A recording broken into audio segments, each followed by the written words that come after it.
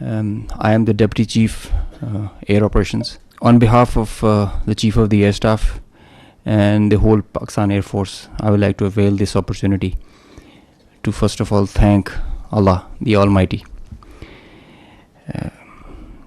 and dedicate this historic face-off to the Pakistani nation for their trust and faith in the armed forces.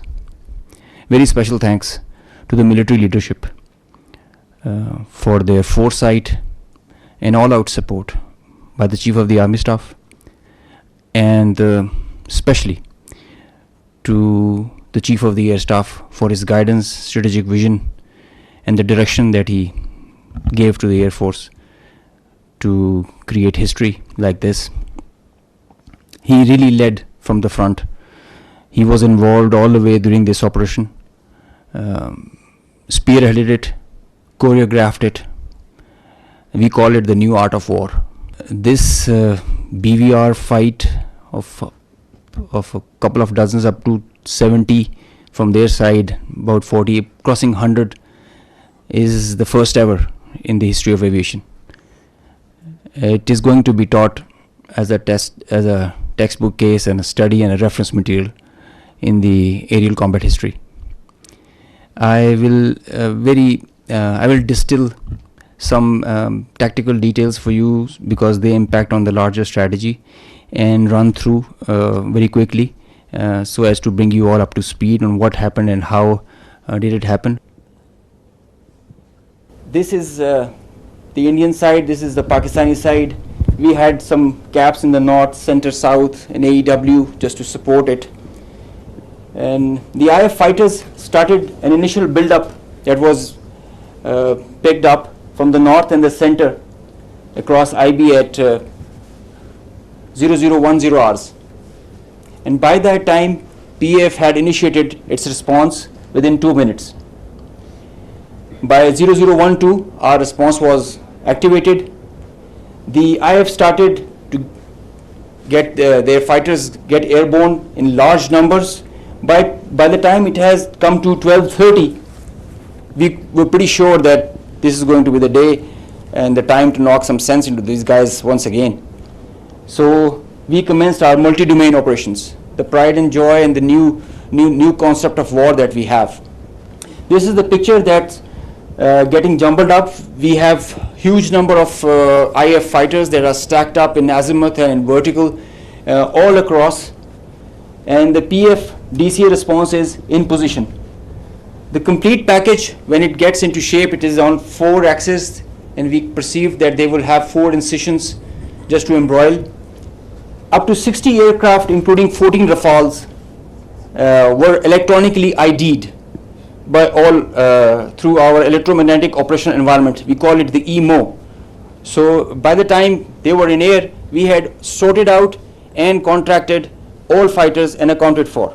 The 60 number, that augmented to 72 through their scrambles that kept on coming just to reinforce and supplement and to saturate the air defense. They thought they could do that for the Pakistani ADGE, air defense ground environment.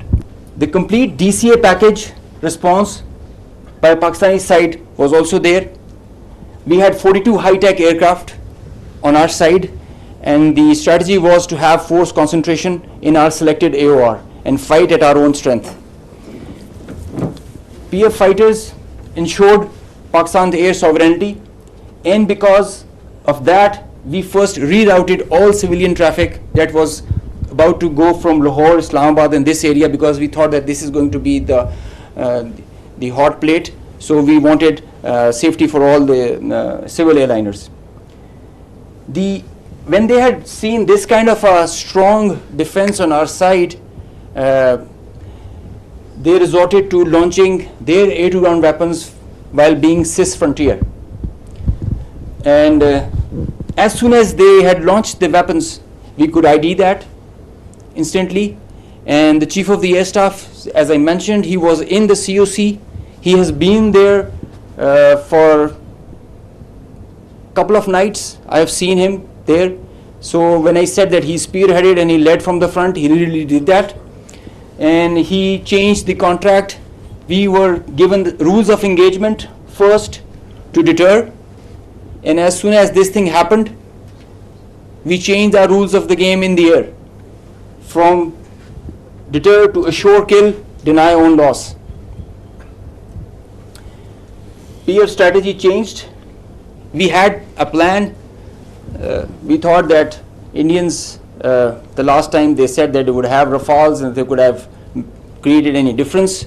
So we targeted their center of gravity and the Rafales. That's why you see good numbers for that. We would have had more numbers, but we showed restraint. Ladies and gentlemen, the thing about this whole play time was this thing lasted for more than an hour.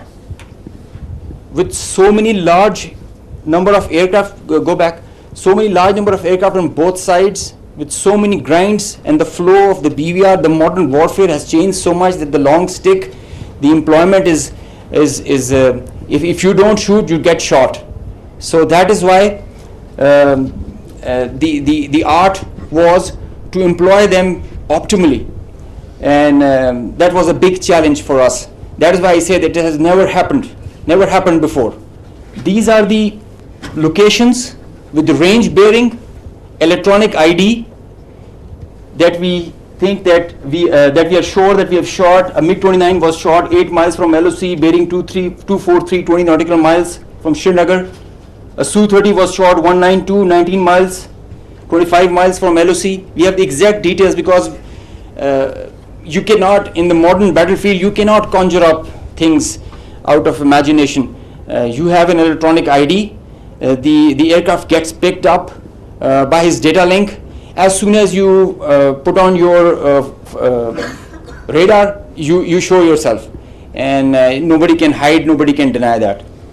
A Rafale was shot 54 miles from LOC in Srinagar. So you can have all these details. We have exact range bearings because and when you employ your weapon, you know exactly when the missile is getting active, when it is getting and the blip is disappearing, which is verified as you get down for the debrief.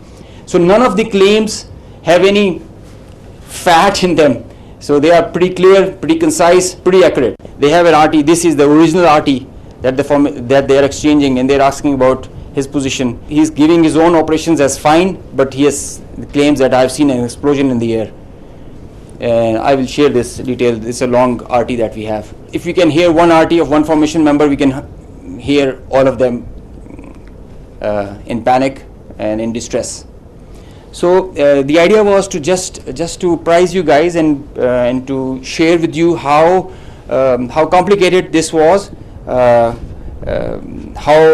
this example can be taken not to do when you know that the adversary has the long stick. But I must say that it is not the equipment that matters all the time. It is the training, it is the leadership that gives you the direction and the ownership that it shows. That's what matters. And the training, the operational competence that the whole formation has. And I hope they are slow learners, but I think they can get the drift of not doing it again. Thank you.